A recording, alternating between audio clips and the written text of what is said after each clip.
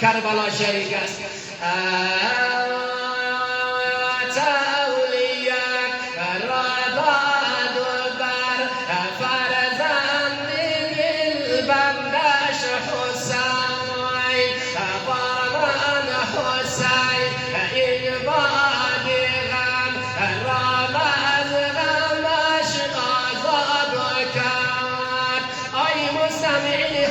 در جلسه شما برای عمل حسین آمدید تا عزاداری برپا کنید.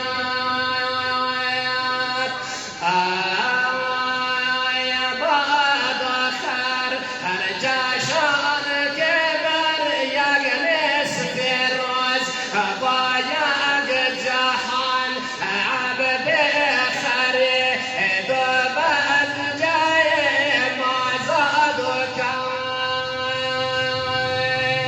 من نخوانم تا عاشقی نمایان شود. این آبهای دنیا به کی نزدیک و به کی تعلق دارد است چیه؟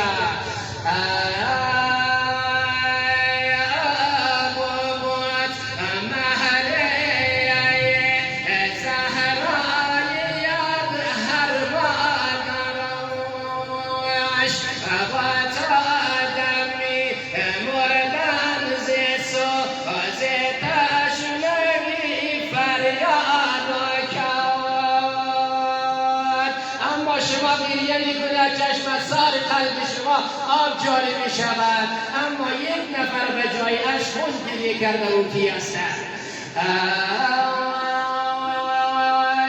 خواهم به جای اش کجا ریشاد ز چشمی مصطفی و جان حسینش گفتگو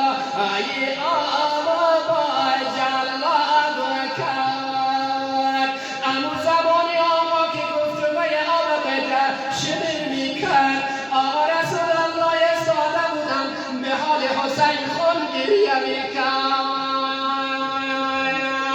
سوی ادب است برلمی آبی روان لب تشنه خیر شد شهوات و سر بنا که نیزرم تو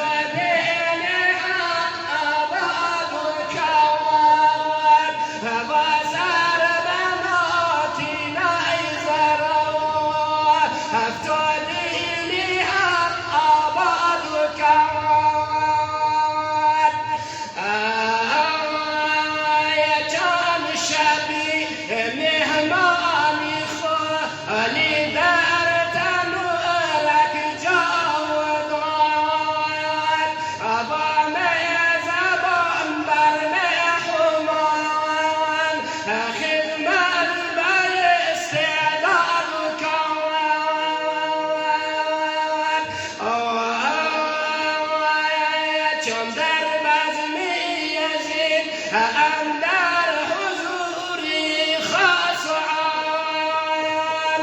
ببینید که آقا سر ابا عبدالله در بزم یزید چه غوغا میکند، اما ببینید که یزید در حضوری خاص و عام چی میکند.